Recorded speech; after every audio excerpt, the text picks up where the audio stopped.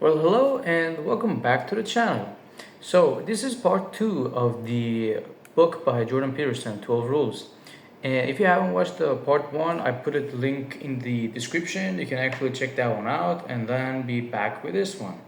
Because this is going to be a free version of the summary of the book. You don't have to buy the book. You can get all the kind of blueprints and ideas. Simultaneously, I'm going to add my personal kind of comments on it, and yeah, I would say it's an interesting kind of one because the book is diving deep into the psychology, and I think it's mentioning some really beautiful things. Jordan Peterson, is a great guy. I really respect him personally, and so in the first part, we actually covered from the rule 1 to 5. In this one, we're gonna catch up from the 6 and keep on moving. So, what he says, which is really interesting and has personally affected my life, is that he mentions that set your house in the perfect order before you criticize the world. Like these days, there are a lot of people that will come and say politics are bad, politicians, they're corrupt, this is bad, that is bad. But when you go down in their lives and their houses and you see them, they don't even do their own responsibilities. It's easy to criticize the world but not do your chores. So what he's saying is that okay, you can do your part and then your life is going to change. He has the example of making up the bed when you wake up in the morning, which is really helpful, I would say, because let's be honest, we all like skip making up the bed, which is just be lazy. No one is gonna care. But if you do that in the beginning of the day, your day is going to have a kind of order, a very interesting one, because by cleaning your room, literally and mentally, you're gonna actually change, and you're gonna feel like you have fulfilled something. And the responsibility starts at home, at your personal kind of space, because your room is more than just your room. It's like the perception that you have. It's like it's resembling how your mind is. Have you ever been inside someone's room or house and you see like there is no order, like something is there, like it's like, wow, how do you live like this? It's exactly the same with their brains, with their minds. They have a lot of things, but nothing is at the right place. It's like just like a mess. So the house, the room, the bedroom resembles the mental kind of fog, mental kind of state of a lot of people. But when you see someone who's clean, not obsessive clean, but yeah, things are on the, let's say, cleaner side. But they're human. Maybe sometimes it's not very in the order. It's not a mess. It's all right. You can say okay. Well, they have some achievements. They will not give up, and they will do those things because you can see that they take care of themselves. It's the same. It's very much easy to understand. And he also mentions that you should pursue something that is meaningful, not what is expedient. What this means is that the short-term pleasure leads to long-term dysfunction or chaos. Meaning requires sacrifice, choosing purpose over comfort. What he says is that it's like the fast food. When you go for the fast food, short term it might be fun. You're gonna eat something, it's gonna be nice. But long term, in the long run, it's gonna be bad for your health. It's gonna be bad for your wallet. You're gonna spend more than the fact if you cook back home, and you're just gonna get lazy, and it's going to actually mess up with your whole body because those are artificial. Also, fast food has done a lot of things because when you have the fast food, it's not that you want to eat fast. It's like you don't care about what you eat because McDonald's, they will make the meat and grind it with a lot of other ingredients to do the mass production. You do the calculation because they are selling way too many burgers and there are not many cows, so they add a lot of other things to it. But I have also made a YouTube video on that. I put it down in the description. You can watch the McDonald's. And yeah, it's just a business. It's just like that. What he also mentions is that you should tell the truth, but like truth is partial. Like saying the complete truth to everybody is like a strategic kind of suicide, because if you tell the truth to everyone, everyone cannot handle the complete truth. The truth would be told to the right people at the right time based on their tolerance. It's not like you go and say, grab a microphone and scream the truth to everybody. You're just gonna be tagged a lot of different things, misogynist, a lot of other things. That's why a lot of people would try to eat their words and think twice before actually proceeding with talking.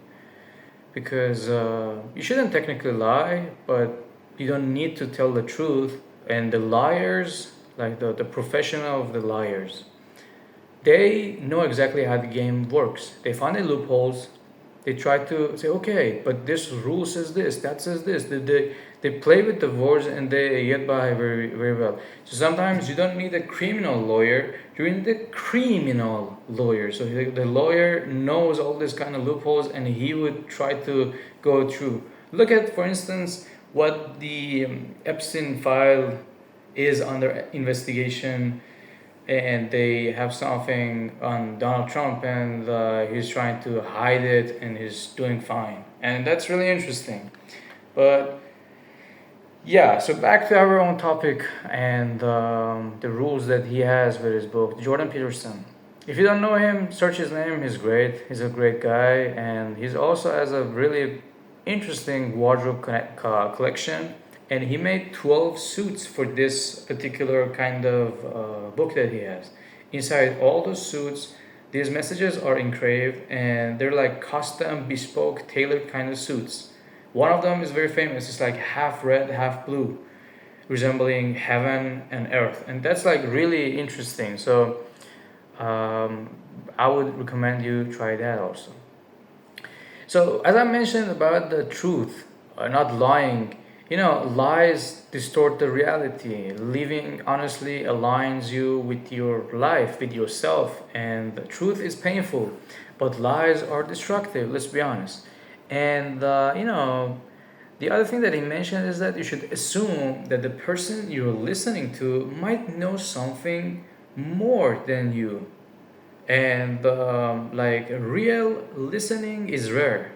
You just hear the words and mumbling and you don't care. Wisdom comes from humility, and you should be able to receive something. You should be able to listen to someone. You learn by being quiet and not by winning the argument, by listening up. I have many degrees and certificates. I used to be also an English teacher. So something that you should do in the like this kind of profession is that there are two different types of skills. One is productive, one is receptive. Receptive meaning we receive it, like by listening or by reading. You can learn by that. That's why to speak you have to listen.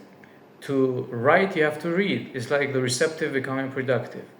And sometimes you should, like as a person, as a teacher, or as someone, you should try to elicit from the people around you. You should talk to them and be like, okay, what do you think? So it's like they give you ideas, and then based on that, you kind of perform.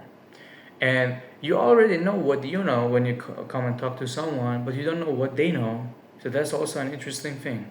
So when you talk to them, they would give you some ideas, and it's the best by asking the best questions. Look at Joe Rogan. He's on podcast and he's asking a lot of questions, and the guy is really smart, and he knows a lot of things, but he still would try to like get to know more information in his life.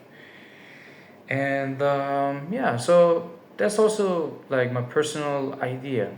And by assuming that the other person knows more, you would like open up and try to not make an argument. Try to be like, okay, that's the way your perception is, that is your perspective, and that's a very important thing, because if you can understand the other person, then you can elevate your perception, you can understand more in your life, and it's a very good strategic kind of move to do such.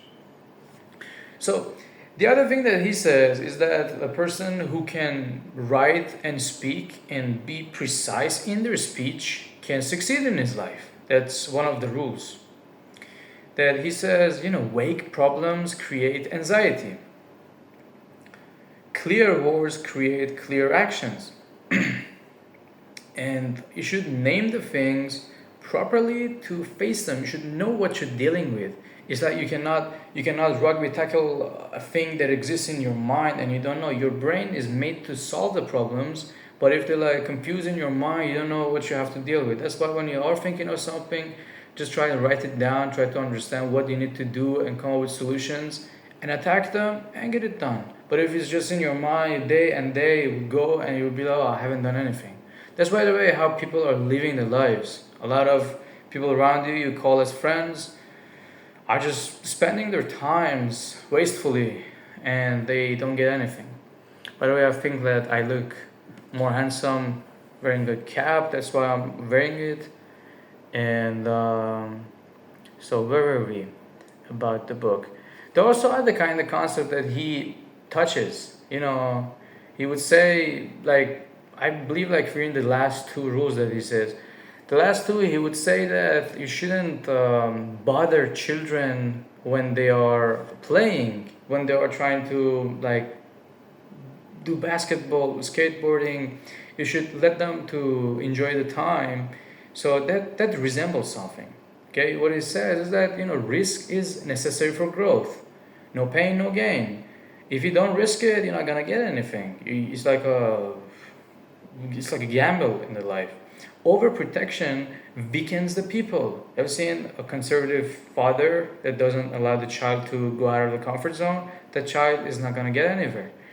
And competence is built through challenge. So you should constantly challenge yourself so it will be uncomfortable for you, but you can grow at the other side of that story. I know all the things that I say are kind of difficult to apply to your life. Perhaps it's easier said than done because you already know many of these things. But to brush up and give you some deeper kind of concept to like go, because let's be honest, these days we are just sometimes sleepwalking and just doing something, and we have these things in our mind but we don't care about it. So my honest opinion is that you should try to, like, once in a while, learn a personal development kind of book. It helps you a lot. And if you don't really feel like keen on buying the book, you can just watch some summaries. It can really benefit you and it can clear your mind, because these days I have seen a lot of friends of mine or people that are like around me, they are taking way too many pills, like one for sleeping, another one for bipolar disease, another one.